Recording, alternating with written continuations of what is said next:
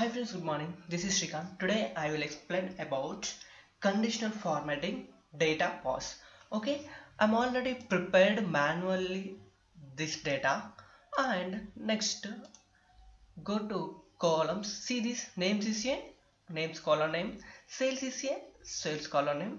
Right click here, go to conditional formatting data bars. Okay, see this is a data bar window.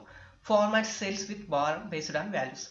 My based on value sales, I'm applying sales, so based on value showing sales. Lowest value, okay, minimum value and maximum value. Minimum value I want to show minus values, okay, minus value I wanted to show right color, okay, and okay, above plus one automatically applied condition formatting positive color.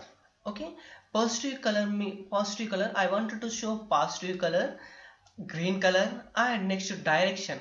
If you wanted to left to right direction showing, just select left to right, left to right. Okay, I don't want to show left to right, I wanted to show only right to left. You select right to left. Okay, this is a negative bar color, negative bar color. Okay, red color, I'm fixed this, I'm fixed negative color is red color, and axis color only black color.